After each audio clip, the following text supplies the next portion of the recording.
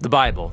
It's one of the most influential books in human history. It explores the big questions of why we exist. It's inspired many people to do amazing things. And confused many others. And you've probably got one sitting around somewhere. So, what is the Bible actually? Well, the Bible is a small library of books that all emerged out of the history of the people of ancient Israel. And in one sense, they were just like any other ancient civilization. But among them were a long line of individuals called prophets. And they viewed Israel's story as anything but ordinary. They saw it as a central part of what God was doing for all humanity. And these prophets were literary geniuses. Really? Yeah, they expertly crafted the Hebrew language to write epic narratives, very sophisticated poetry. They were masters of metaphor and storytelling, and they leveraged all of this to explore life's most complicated questions about death and life and the human struggle. So, there's a lot of different authors writing this book. Yeah, and these texts were produced over a 1,000-year period, starting with Israel's origins in Egypt, then leading up to their kingdom with their first temple. But eventually, they were conquered by the Babylonians, who took them away into exile. Then, at a crucial moment in their history, many Israelites returned to their land. They built a second temple, they reformed their identity, and this is when the Jewish scriptures began to be formed into the shape that we have them today.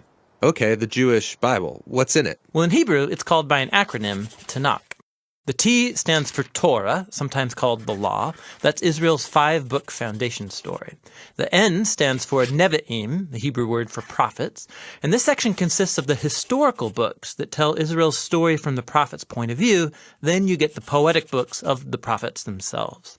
The K stands for Ketuvim, the Hebrew word for writings. This is a diverse collection of poetic books, wisdom books, and more narrative. And the Jewish people believe that through all of these literary works, God speaks to his people. Now, there were other Jewish writings being produced during this Second Temple period as well. Yeah, a really diverse group of texts. And these too were highly valued in Jewish communities. And there was debate from ancient times about whether or not some of these should be considered part of their scriptures. So, this is a lot of different writings over a long period of time. Why did they put them all together like this? Well, altogether, these texts tell an epic story about how God is working through these people to bring order and beauty out of the chaos of our world. And it all builds up to a hope for a new leader who would come and renew all creation. And then the Tanakh concludes, and this leader never comes. So it's an expertly crafted work, but it's missing an ending? That's exactly right. Now, a few centuries later, a Jewish prophet comes onto the scene named Jesus of Nazareth. He claimed he was carrying the Tanakh story forward. Yeah, so Jesus did a bunch of cool stuff, was killed, but his followers claimed he was alive from the dead. Yeah, they said that Jesus was that long-awaited leader who would restore the world. And so his earliest followers, called apostles, they composed new literary works about the story of Jesus. They called these Good News, or the Gospel. They formed an account called Acts about the spread of the Jesus movement outside of Israel. And then they circulated letters to different Jesus communities all around the ancient world. And they saw these writings as part of the scripture. Yeah, the apostles wrote all of this as the fulfillment of that epic story found in the Tanakh. And they were continuing the literary genius of the Jewish tradition. They also believed that God was speaking to his people through these texts alongside the scriptures of Israel. So that's the Old and New Testament. But what did the early Christians think of the other Second Temple literature? Well, different groups had different views about some of these books, but we know they read them and valued these texts because they passed them along with the Jewish scriptures. Okay, so we've got the Tanakh, the Jewish scriptures. We got these other Second Temple period works. Then the writing of the apostles about Jesus. And that's a lot of literature, so what's in my Bible?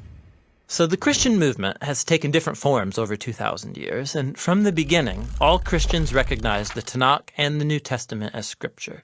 And for centuries, much of the Second Temple literature was read as part of the biblical tradition. The Catholic Church eventually made it official and called some of the books from this collection the deuterocanonical books. Some Orthodox churches used even more books from this Second Temple literature.